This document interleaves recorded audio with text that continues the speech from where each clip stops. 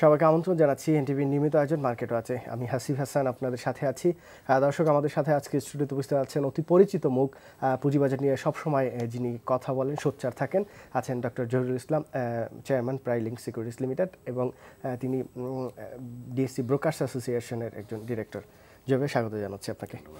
জহির ভাই, বাজার অনেকদিন ধরে নেগেটিভ, এবং নেগেটিভ অনেকে বলছেন যে বাজার ভালো আছে। যারা পুঁজিবাজার থেকে একটু দূরে থাকেন, একটু মোটা দাগে দেখতে চান যে বাজারে তো এখন তেমন কোনো মিছিল মিটিং কিছুই হচ্ছে না, বাজার ব্যাপক পতনও হচ্ছে না, সেই হিসেবে তারা বলছেন যে বাজার মোটামুটি স্থিতিশীল আছে। কিন্তু যারা ভেতরে আছেন, আপনারা যারা একদম সরাসরি সম্পৃক্ত, আপনারা তো আপনাদের এই ট্রেড দিয়েই বেঁচে থাকতে হয়, তো সেই অবস্থানটা এখন এরকম কেন? প্রতিনিয়ত লেনদেনের যে অবস্থা, এতে তো বড় বড় ব্রোকারেজ হাউস আপনাদের মতো যারা আছে তাদের টিকে থাকাই তো কষ্ট। তো এটি কেন হচ্ছে, আপনার ধারণাটা কি, এবং এটি থেকে উত্তরণের উপায়টা কি?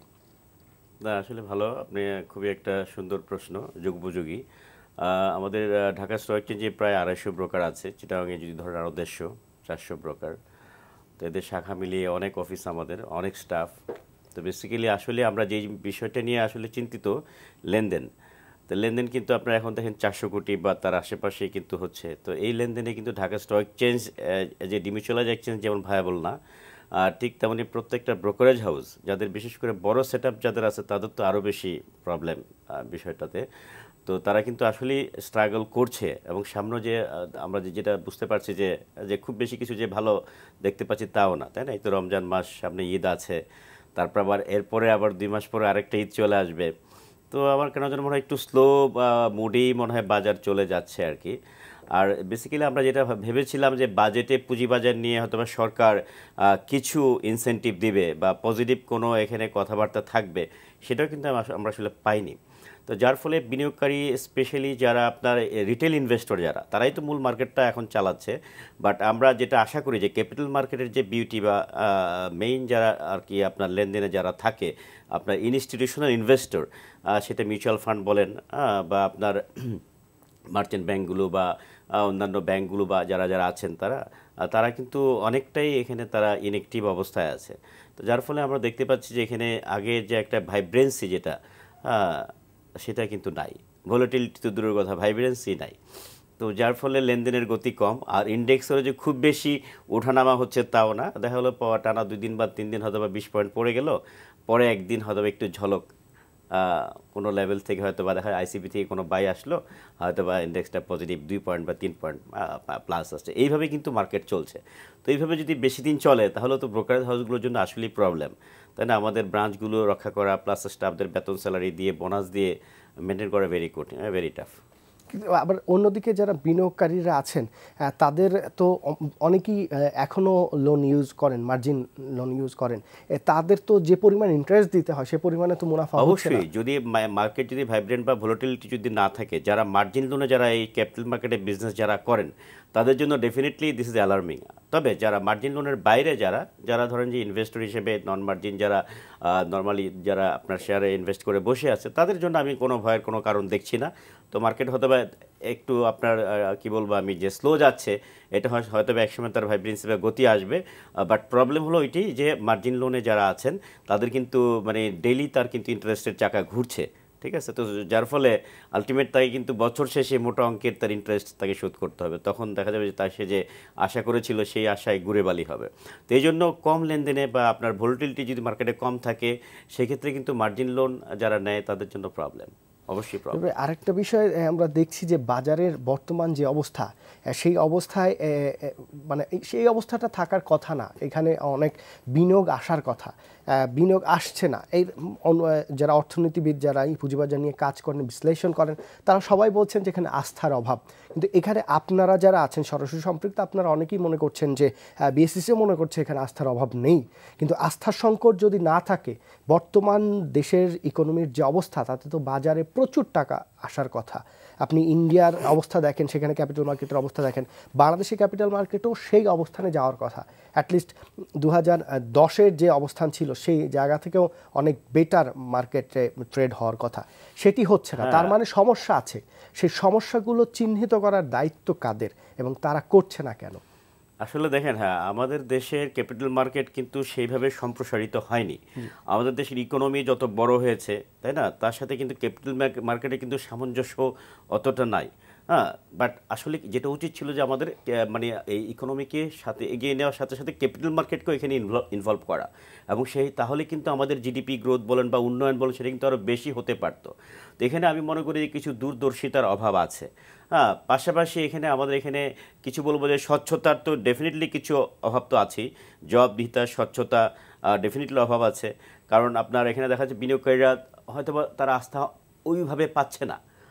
প্লাস আমরা যে জিনিসটা করতে পারছি না সেটা হলো যে মার্কেটিংটা বা প্রচারটা, যে ক্যাপিটাল মার্কেট যে অন্য কোনো অংশের চেয়ে কম না, এখানে ইনভেস্ট করলে যে একটা ভালো রিটার্ন পাওয়া যায়, ব্যাংকে আপনার টাকা রাখলে যে এখন আপনি বছর শেষে যে খুব বেশি আপনি প্রফিট পাবেন না, এটাও কিন্তু আসলে বিনিয়োগকারীদেরকে আমরা বোঝাতে পারছি না। বাট আস্তে আস্তে কিছু প্ল্যাটফর্ম তৈরি হচ্ছে, একদমই যে হচ্ছে না তা না। আগে যেমন ধরেন যে শুধু ব্রোকাররাই ছিল, ইন্ডিভিজুয়াল ব্রোকাররা ছিল, এরপরে কিন্তু আপনারা দেখলেন যে সাথে কিন্তু অনেক বড় বড় ব্রোকার, যারা ইনস্টিটিউশনাল ব্রোকার চলে আসছে, মার্চেন্ট ব্যাংক চলে আসছে, অনেক অ্যাসেট ম্যানেজমেন্ট কোম্পানি কিন্তু ফর্ম হয়েছে, তাই না, ভেঞ্চার ক্যাপিটালগুলো তৈরি হচ্ছে। আস্তে আস্তে কিন্তু আমাদের মানে আমি বলবো যে কি বলবো, যে মার্কেটটা বড় হওয়ার জন্য যেই জিনিসগুলো দরকার সেগুলো তৈরি হচ্ছে, বাট যেই গতিতে হওয়া দরকার, যেই গতিতে আমরা আমাদের ইনভেস্টরদেরকে ডেকে আনার মতো যে সামর্থ্যটা দেখানো দরকার ছিল, সেটা আমরা আসলে দেখাতে পারছি না। এখানে অবশ্যই কিছু ল্যাকিংস আছে। আর মেইন যে ল্যাকিংসটা আমি মনে করি যে সরকারের নীতি নির্ধারক মহলে ক্যাপিটাল মার্কেট নিয়ে আমার কেন যেন মনে হয় যে ওরকম পজিটিভ কোনো যে একটা থিঙ্কিং আছে সেটা নেই। ভাই, আপনি যথার্থই বলেছেন যে পজিটিভ থিঙ্কিং নেই, এবং তাদের রিসার্চ আছে বলে সেটি মনে হয় না। তারা হয়তো মানে কিসের ভিত্তিতে কথা বলেন, বাস্তবের সাথে সেটি মিল পাওয়া যায় না। কিন্তু বিষয়টা অন্যদিকে যদি আপনি দেখেন, সরকার যে ধরনের পলিসি নিয়ে রেখেছে তাতে ক্যাপিটাল মার্কেট ভালো না হওয়ার কোনো উপায় নেই। আপনি দেখেন যে ব্যাংক থেকে মানুষের বিনিয়োগ, সঞ্চয়, বিনিয়োগ করবে, বিনিয়োগ করার কোনো জায়গা নেই ক্যাপিটাল মার্কেট ছাড়া। সেই ব্যবস্থাটা কিন্তু সরকার করে রেখেছে। তার মানে সরকার আপনার পরোক্ষভাবে যে সাপোর্টটা দিয়ে রেখেছে ক্যাপিটাল মার্কেটে, তাতে ক্যাপিটাল মার্কেটে এখন অনেক, এখানে ৩-৪ হাজার কোটি টাকার লেনদেন হওয়াটা খুবই স্বাভাবিক। কিন্তু সরকারের তো আর কিছু করার নাই। এখন এইখানে যারা আছেন, বিএসসি, স্টক এক্সচেঞ্জ, আপনাদের brokers association, merchant bankers association, এদের যে দায়িত্বটা, যার যার দায়িত্ব, সেই দায়িত্ব তো পালন কেউ করছে না। যদি সেটি করতো তাহলে এই যে সাধারণ মানুষ যাদের নিম্ন মধ্যবিত্ত যাদের টাকা ১ লাখ, ২ লাখ, ৫ লাখ, ১০ লাখ আছে, সেই টাকাটা সব ক্যাপিটাল মার্কেটে আসতো। কারণ এখানে ক্যাপিটাল মার্কেট ছাড়া একটা বিনিয়োগের জায়গা আছে বলে আপনি দেখান। এখন তো শুনেন, এই ক্যাপিটাল মার্কেটে আপনি যে টাকা পয়সা নিয়ে আসবেন, সেক্ষেত্রেও কিন্তু আপনার এখানেও কিন্তু প্ল্যাটফর্ম রেডি রাখতে হবে আপনার। সেক্ষেত্রেও কিন্তু একটু সরকারের ভূমিকা আছে। আপনি আশেপাশের দেশগুলোতে আপনি দেখেন যে তাদের অনেক রাষ্ট্রায়ত্ত কোম্পানি কিন্তু ক্যাপিটাল মার্কেটে লিস্টেড হয়েছে, এবং যার ফলে কিন্তু নতুন অনেক বিনিয়োগকারী তারা চিন্তা করে যে আমি এখন সরকারি শেয়ার, ভালো কোম্পানি, এখানে গেলে আমার টাকাটা সেফ থাকবে। আমাদের দেশে সরকারি শেয়ারের প্রতি আস্থাটা তিতাসের পরে আপনার ফরেনাররা সরকারি শেয়ারে কতটুকু বিনিয়োগ করছে, কতটুকু তুলে নিয়েছে? তারপর আমি বলবো যে সরকারি শেয়ারগুলোর অবস্থা যে খুব বেশি খারাপ তাও না, ঠিক আছে, আপনি তিতাসের কথা বাদ দেন না, আরো তো অন্যান্য কোম্পানি আছে, তাদের ডিভিডেন্ড আপনি যদি দেখেন, pay out ratio not bad. আপনি যদি তাই দেখেন, আপনি পাওয়ার সেক্টরের কয়েকটা কোম্পানির কথা বলবেন, আপনি ডেসকো, যদি পাওয়ার গ্রিড দেখেন, পাওয়ার সেক্টরের অন্যান্য কোম্পানিগুলো দেখেন, আপনি ইউপিজি দেখেন, আপনি সামিট পাওয়ার দেখেন, আপনি কেপিসিএল দেখেন, কিংবা অন্যান্য যে পাওয়ারগুলো আছে তাদের ডিভিডেন্ড পলিসি দেখেন, সরকারের চেয়ে কোন অংশে কম না। আপনি হয়তো বলবেন যমুনা, মেঘনা, এই দুটো হয়তো ভালো ডিভিডেন্ড দিচ্ছে না, তারা কিন্তু প্রতি বছর একটা ডিভিডেন্ড দিয়ে আসছে। তারপরও কিছু কিছু এখানে জবাবদিহিতার ব্যাপার আছে, স্বচ্ছতা আছে, আরো হয়তো বা প্রফিট ওই কোম্পানি করতে পারতো। বুঝে নিত আমাদের দেশে আমলাতান্ত্রিক জটিলতায় কিন্তু আসলে অনেক কিছুই সম্ভব হয় না, এটা তো সত্যি কথা। তারপর আমাদের একটা যে জিনিসটা গভর্নমেন্টের উচিত, সেটা হলো যে কিছু কোম্পানিকে এই মার্কেটে নিয়ে আসা, এবং এটা কিন্তু সরকার চাইলে পারে। আপনার মাল্টিনেশনাল কোম্পানি তো আছেই, যেটা সরকারের হাতে, অনেক কোম্পানি মাল্টিনেশনাল কোম্পানি সরকারের হাতে প্রায় 40% শেয়ার আছে। এবং তারা যদি মাল্টিনেশনাল কোম্পানি যদি প্রেশার ক্রিয়েট করে যায় না, আপনাদেরকে ক্যাপিটাল মার্কেটে লিস্টেড হতে হবে। আপনি আপনার যে মাদার কোম্পানি, তারা তো দেখা যাচ্ছে অন্যান্য দেশে ঠিকই তারা লিস্টেড হয়েছে, ইন্ডিয়াতে লিস্টেড হয়েছে, অন্য জায়গায় হয়েছে, আপনার এখানে কেন হবে না? দরকার নাই, বিদ্যমান যে আইন আমাদের দেশে, সেই আইনে তারা লিস্টেড হতে বাধ্য। আপনি তাদেরকে ছাড় দিচ্ছেন, সে ছাড়টা না দিলেই তো হয়। সেটাই বলছে, এখানেই তো গভর্নমেন্ট যদি একটু স্ট্রিক্ট হয় তাহলে সেটা সম্ভব, এবং সেই কাজটাই হচ্ছে না হয়তোবা, তাই না? বা হবে হয়তোবা, সেটা আরও সময় নিচ্ছে, তাই না? এখন আমাদের মার্কেটের এই যে ধরেন যে একটু ক্রান্তিকাল যাচ্ছে বা এই যে স্লো ট্রেড, এখানে যে বিনিয়োগকারীদের আস্থা বা আমি বলবো যে একটু একটু কম মনে হচ্ছে, এখান থেকে উত্তরণের একটি মাত্র উপায় হলো ভালো কিছু কোম্পানি এই মার্কেটে লিস্টেড করানো, এবং এটা সরকারের পাশাপাশি এখানে আমরা যারা আছি, যারা এখানে ধরেন ব্রোকার প্লাস স্টক এক্সচেঞ্জগুলো প্লাস বিএসসিসি, অন্যান্য যারা আছেন মার্চেন্ট ব্যাঙ্কগুলো বা ইস্যু ম্যানেজারগুলো, তাদেরও উচিত কিছু ভালো কোম্পানিকে এই মার্কেটে নিয়ে আসা এবং ভালো কোম্পানিগুলোর ক্ষেত্রে দ্রুত তাদের আইপিও লিস্টিংয়ের ব্যবস্থা করা। আপনার দুইটা ভালো কোম্পানি, বড় নাম করা কোম্পানি মার্কেটে নিয়ে আসেন, দেখেন ইনভেস্টররা কীভাবে হুমড়ি খেয়ে আপনার পড়ে। বর্তমান যা পলিসি, তাতে ভালো কোম্পানি আসার সুযোগটা কই এবং তারা কেন আসবে? সরকারের তরফ থেকে যতটুকু করার হয়তো করছে না আপনাদের কথা অনুযায়ী, কিন্তু যতটুকু করেছে, আপনি ব্যাংকে টাকা মানুষ রাখবে না সেই ব্যবস্থা করে দিয়েছে। সঞ্চয়পত্রের মানুষ টাকার সঞ্চয়পত্র কিনবে না সেই ব্যবস্থাও করতে যাচ্ছে। অন্য ক্ষেত্রে স্বল্প মূলধন দিয়ে অন্য কোনো জায়গায় বিনিয়োগের সুযোগটা তেমন নেই। তো একমাত্র জায়গা হচ্ছে ক্যাপিটাল মার্কেট, সেই সুযোগটা কিন্তু সরকার করে দিয়েছে। আমি শুরুতেই যেটি বলছিলাম, তো আপনারা ভালো কোম্পানি আনছে না সেটি একটি কারণ হতে পারে, কিন্তু যে সুযোগটা করে দিয়েছে সেই সুযোগটা আপনারা কাজে লাগাতে পারছেন না কেন?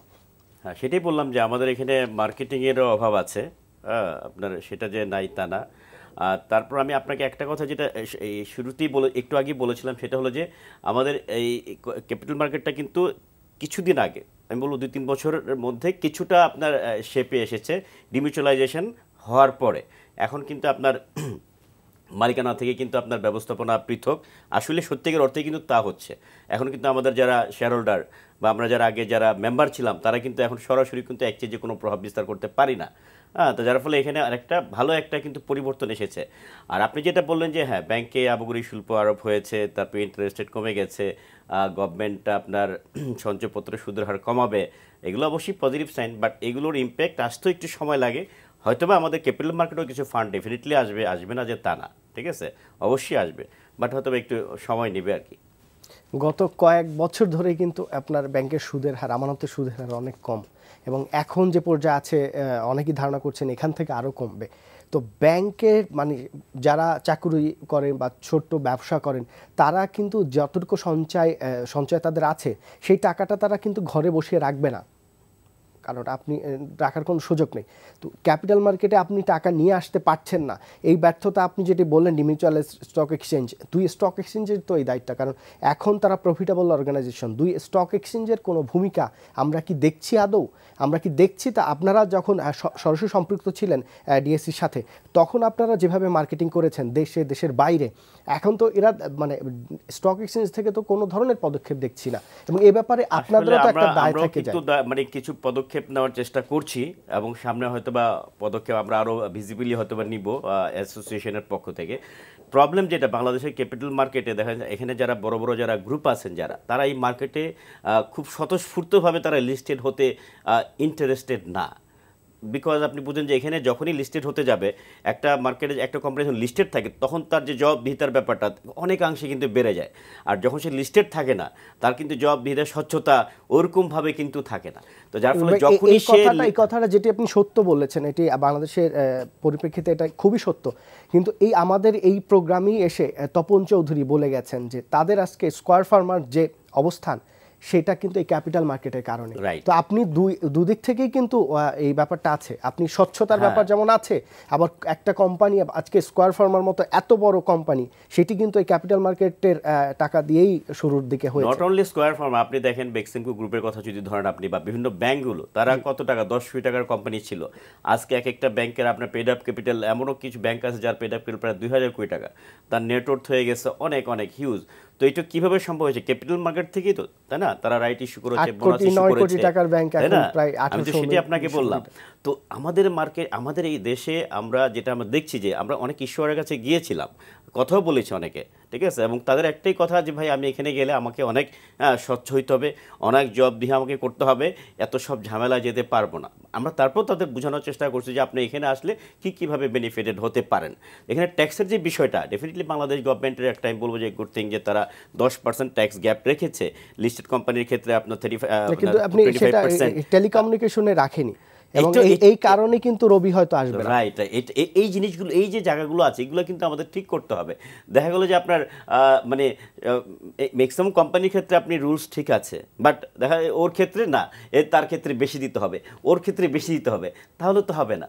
আমরা কিন্তু 10% গ্যাপটা কিন্তু ছিল, হঠাৎ করে আমরা 2 বছর আগে না, এখন এই টেলিকমিউনিকেশন হঠাৎ করে জিপির 35 থেকে 40 করা হয়েছে, এবং সেখানে একটি অনেকেই ধারণা করছেন যে গ্রামীণ ফোনের উপরে অন্য একটা বিষয় এখানে সেটা যে ভিন্ন কথা, হয়তো সরকারের কোনো চিন্তা, অন্য কোনো চিন্তা থাকতে পারে, সেটা আমি কমেন্টস করতে চাই না। বাট আমার কথা হলো যে সব কোম্পানির ক্ষেত্রে কিন্তু একই রুলস বা নিয়ম নীতি থাকা উচিত। যদি লিস্টেডের ক্ষেত্রে এবং নন লিস্টেডের ক্ষেত্রে যে গ্যাপটা, সেটা সব কোম্পানির ক্ষেত্রে যদি সমান হয়, এটা আসলে আমার মনে হয় যে ভালো হতো আর কি, এটাই ভালো হতো। ভাই একটু আগে যেটি বলছিলেন স্বচ্ছতা, আমরা যতটুকু দেখছি এই ক্যাপিটাল মার্কেটের বাইরে আমরা যারা কাজ করি ক্যাপিটাল মার্কেট নিয়ে, আপনাদের সাথে যতটুকু কাজ করি, এখানে স্বচ্ছতার আপনি যতটুকু বলছেন যে স্বচ্ছতা এখন হয়তো অনেকাংশে নেই, আমরা দেখছি স্বচ্ছতার যথেষ্ট অভাব। এবং আপনারা যখন ডিএসসি দায়িত্বে ছিলেন, তখন আপনারা বা আপনাদের যারা সিনিয়র যারা ছিলেন লিডার, তারা কিন্তু সবসময় একটা কথাই বলেছেন, স্বচ্ছতা জবাবদিহিতা বাড়াতে হবে, এবং সেই স্বচ্ছতা কিন্তু এখনও আসে না, এবং অনেকাংশে দেখছি আগের চেয়ে অস্বচ্ছ হয়েছে। কিছু কিছু ক্ষেত্রে কিছু কিছু কোম্পানি শেয়ার নিয়ে যতটা কারসাজি হয়, আমরা বাইরে থেকে যতটুকু জানতে পারি আপনাদের মাধ্যমে, বিএসসিসি সেটাও জানতে পারে না। তার মানে বিষয়টা আসলে অতটা সত্য নয়, বিএসসিসি জানতে পারে না, তার মানে এটাকে ছাড় দেয়া হয়, এটি মোটা দাগে মনে হচ্ছে। আসলে ক্যাপিটাল মার্কেটে কিন্তু আপনার দেখা যাচ্ছে যে অনেক কিছুই ঘটতে পারে, তাই না? এবং সেটা যদি সব নিয়ম কানুনের মাধ্যমে থেকে যদি ইনভেস্টিগেশন করে যদি সবকিছু যদি বের করা হয়, তাহলে তো আমার মনে হয় যে কোনো কোয়েশ্চেন এখানে আসার কথা না। যদি যত তদন্ত হয়, তারপরে ওই তদন্ত পর্যন্তই আমরা সবশেষ দুটি কোম্পানির যে তদন্ত দেখলাম, তুংহাই এবং রিজেন টেক্সটাইল, সেটির ব্যাপারে সবাই সব তথ্য জানে। এই ডিএসসিতে যারা প্রতিদিন যায়, যেসব বিনিয়োগকারী এবং আপনারা, মোটামুটি সবাই জানে, এবং আসল ঘটনাটা কি সেটি কিন্তু চাইলেই বের করা যায়। কই এখন পর্যন্ত কোনো কিছুই নাই। আমি আসলে স্পেসিফিক কোনো কোম্পানি নিয়ে আমি বলতে চাই না, আসলে এটা আমার বলা আমাকে মানা হয় না, বাট আমি একটা বিষয় আপনাকে বলি, তদন্তটি হয়েছে, সবশেষ যে তদন্ত করা হচ্ছে দুটি কোম্পানি নিয়ে, সেইটির কারণেই এই দুটি কোম্পানির ব্যাপারে আসছে। এর আগে যতগুলো কোম্পানি তদন্ত হয়েছে, ক্ষতিগ্রস্ত হয়েছে সাধারণ বিনিয়োগকারী। আমি একটা কথা বলতে চাই, আমার রেগুলেটরি বডি দুইটা, প্রাইমারি রেগুলেটর আমাদের ঢাকা স্টক এক্সচেঞ্জ, এবং তারা কিন্তু তাদের পথে যেটা নিয়ম বা নিয়ম অনুযায়ী তারা কিন্তু কাজ করছে আমার বিশ্বাস। আর সিকিউরিটি এক্সচেঞ্জ কমিশনও তারা নিয়মের মধ্য থেকেই তারা কিন্তু কাজ করবে। যদি এর মধ্যে কোনো অনিয়ম পায় এবং তারপর যদি সেটা যদি অ্যাভয়েড করে যায়, এটা আমার কাছে মনে হয় না এটা তারা করবে বা করা সমীচীন হবে। এখন কিন্তু শোনা যাচ্ছে, এখন কিন্তু শোনা যাচ্ছে এরকম যে আগে যেমন বিনিয়োগকারীরা সম্পৃক্ত ছিল কোনো কোম্পানির শেয়ার কারসাজিতে, এখন কিন্তু প্রতিষ্ঠান, বিভিন্ন বড় বড় ব্রোকারেজ, মার্চেন্ট ব্যাংকের এমপ্লয়িরা এটার সাথে জড়িত, এগুলো শোনা যাচ্ছে। এবং আসলে এগুলো শোনা কথা, আপনি আমার মনে হয় শোনা কথা কান না দেওয়াই ভালো। ভাই আপনি যখন মার্কেট স্লো থাকে, এই লিস্টেড যতগুলো কোম্পানি আছে, ব্যাংক অনেক স্বচ্ছ কোম্পানি, এটি বড় বড় একটি ব্যাংক, বাংলাদেশ ব্যাংক নিয়ন্ত্রণ করে। ব্যাংকের ইপিএসও আগে কিন্তু জানা যায়, আপনি জানেন, ইপিএস ডিভিডেন্ড আগে জানা যায়। এই গুজবটা কিন্তু আমাদের ক্যাপিটাল মার্কেটে অনেকাংশেই কাজ করে। আপনি যেটা বলেছেন যে আমাদের স্বচ্ছতার কিন্তু এখানে অভাব, এই যে জিনিসটাতে আছে আপনার ইনফরমেশন ডিসেমিনেশন, যেটা আমরা আগে থেকে বলে আসতেছি। দেখা যাচ্ছে কিছু সুবিধাভোগী গোষ্ঠী দেখা যাচ্ছে কিছু ইনফরমেশন তার আগে পেয়ে যায়, তো এটা অন্যান্য অনেক দেশেই হয়, বাট আমাদের দেশে এটা একটু বেশি আকারে আছে।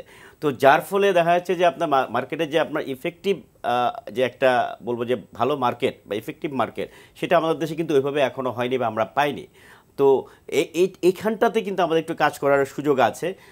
এই ট্রান্সপারেন্সিটা একটু রাখা উচিত যে ইনফরমেশন ডিসেমিনেশনটা সবার জন্য সমান হতে হবে। আমরা একদম শেষ পর্যায়ে দুই একটি ব্রোকারেজ হাউসের দুই একজন অস্বচ্ছ কর্মকর্তার জন্য বড় বড় ব্রোকারেজ হাউস যারা প্রাতিষ্ঠানিক বিনিয়োগকারী, তাদের সবার এই দোষটা চলে যাচ্ছে, এবং এই যে তাদের বিচার হচ্ছে না বলে এই সবাই একটি মানে অস্বচ্ছ ধারণা, ক্যাপিটাল মার্কেট মানেই হচ্ছে এখানে লোকসান করার জায়গা, এখানে মানে যে এই জায়গা থেকে বের হওয়াটা উচিত। অবশ্যই বের হয়ে যাবে। আসলে মানুষ, আমাদের মধ্যে কিছু গুজব আছে, যে গুজবগুলো মানুষ ছড়াচ্ছে, হয়তোবা কারো সুবিধার জন্য এগুলো করতেছে, বাট এগুলো সাময়িক।